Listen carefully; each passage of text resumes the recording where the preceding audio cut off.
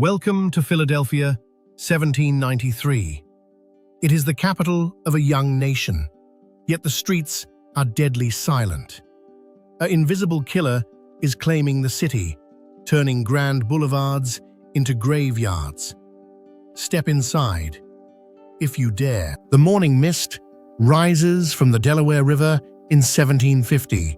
revealing the ambitious grid of Philadelphia stretching westward from the busy wharves where William Penn's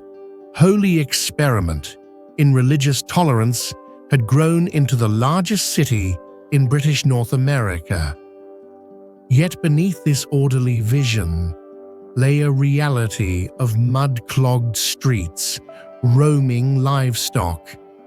and the constant threat of disease that could transform this beacon of enlightenment into a charnel house within weeks. Thomas Home's grand design carved the wilderness between two rivers into perfect squares, with 5 public parks anchoring a grid that would stretch from the Delaware to the Schuylkill. But by mid-century,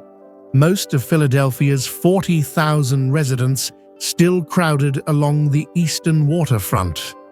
leaving the western squares as distant dreams amid farmland and scattered country estates. The cobblestone streets of Old City echo with the rumble of iron-wheeled carts hauling barrels of molasses and rum from the Caribbean, while the acrid smoke from shipyard forges mingles with the sweet smell of baking bread from German bakeries, creating an atmosphere thick with commerce and the sweat of a dozen nationalities, building fortunes one transaction at a time. Rising above the brick row houses and timber workshops, the elegant spire of Christ Church pierces the sky like a Georgian needle, its white stone tower serving as a beacon for ships navigating the treacherous shoals of the Delaware, while around its base, the Anglican elite conduct business that spans from London's counting houses to the sugar plantations of Barbados. Inside the dim interior of the London Coffee House on Front Street, merchants huddle around tables scarred by years of quills and ink, negotiating contracts for wheat shipments to feed armies in distant wars, their voices creating a constant murmur of profit and loss that drowns out the cries of street vendors hawking fresh oysters and hot corn. The red brick facade of Independence Hall stands solid and unassuming on Chestnut Street, its Georgian symmetry masking the revolutionary debates that rage within its walls, where Pennsylvania's assembly wrestles with questions of taxation and representation that will soon tear an empire apart and birth a new nation. Beyond the bustling market stalls of 2nd Street, where farmers from Lancaster County sell their produce beneath canvas awnings, the unpaved roads disappear into ankle-deep mud during spring rains, forcing well-dressed gentlemen to hire sedan chairs carried by sturdy-backed men who navigate the treacherous streets like sailors piloting through shoals. The morning light filtering through the tall windows of Carpenter's Hall reveals master craftsmen bent over their workbenches, their skilled hands shaping the mahogany and walnut that will become the furniture gracing the homes of Philadelphia's growing merchant class, each piece a testament to the prosperity flowing through this colonial port. Along the Delaware's crowded wharves, enslaved stevedores unload ships arriving from Africa and the West Indies, their labor building the fortunes that finance the elegant townhouses rising in Society Hill. A stark reminder that this city of Quaker ideals rests upon the same foundation of human captivity that supports the entire Atlantic world. The narrow cobblestone lanes of Elfrith's Alley bustle with the daily rhythms of artisan life, where blacksmiths' hammers ring out in steady percussion, pewter makers polish their wares to mirror brightness,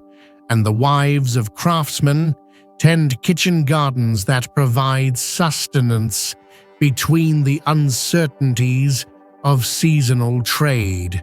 Inside the candlelit chambers of the Pennsylvania State House in 1776, Thomas Jefferson's portable writing desk bears the weight of revolution as he crafts the Declaration of Independence in his rented rooms on Market Street, each word carefully chosen to justify treason against the most powerful empire on earth, while Philadelphia holds its breath outside. The summer heat of 1787 presses down on the city like a suffocating blanket as delegates to the Constitutional Convention gather behind the closed shutters of Independence Hall. Their debates over federalism and state rights creating a new form of government, while horse-drawn carriages wait in the dusty streets to carry news of their decisions to 13 anxious states. Benjamin Franklin's innovative street lamps begin to push back the darkness that has long made Philadelphia's nights dangerous territory, their whale oil flames creating pools of yellow light that allow citizens to venture out after sunset without fear of footpads and cutthroats who once ruled the unlit streets. The imposing bulk of the Walnut Street Jail rises from the city center like a Georgian fortress, its thick stone walls containing debtors and criminals in cells that reformers design according to Enlightenment principles, believing that solitary reflection, rather than public humiliation, might actually reform the criminal mind. Across the Schuylkill River, the rolling hills of West Philadelphia remain largely pastoral, dotted with grand estates like Solitude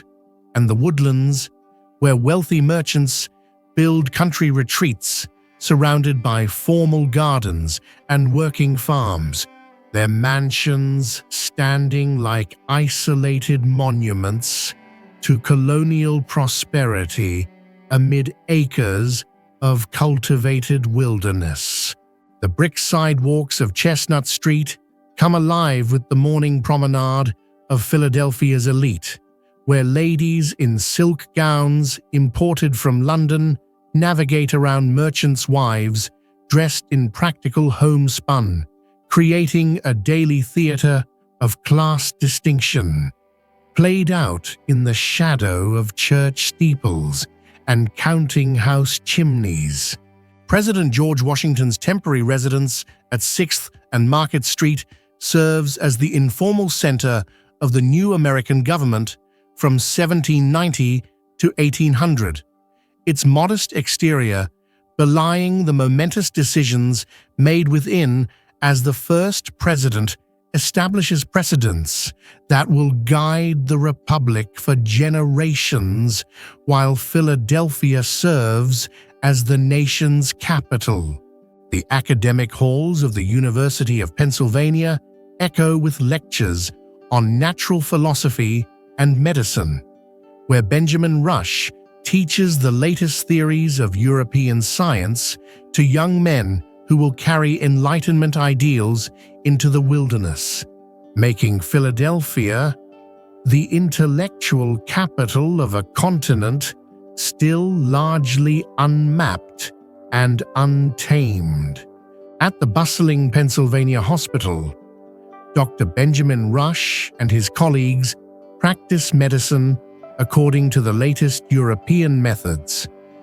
their surgical theaters becoming laboratories for understanding yellow fever, consumption, and the other diseases that regularly sweep through the crowded city like deadly tides. The summer of 1793 arrives with oppressive heat and humidity that turns the Delaware River into a breeding ground for mosquitoes, carrying with them an invisible enemy that will transform Philadelphia from a thriving capital into a city of the dead within a matter of weeks. Yellow fever spreads through Philadelphia's crowded neighborhoods like wildfire through dry timber, sending government officials fleeing to the countryside, while physicians like Benjamin Rush remain behind to treat the mounting casualties, their heroism barely slowing the epidemic that claims over 5,000 lives. The streets that once rang with the voices of merchants and craftsmen fall silent except for the rumble of death carts making their grim rounds, collecting bodies from houses marked with yellow flags while grass begins to grow between the cobblestones of a city temporarily abandoned by the living. African Americans led by Richard Allen and Absalom Jones organize relief efforts during the fever epidemic, nursing the sick and burying the dead when white citizens flee in terror, their service challenging assumptions about race and citizenship while demonstrating the courage that adversity demands from all communities. The gradual return of Philadelphia's population after the frost kills the fever-carrying mosquitoes reveals a city forever changed, its confidence shaken by mortality, but its resolve strengthened by survival.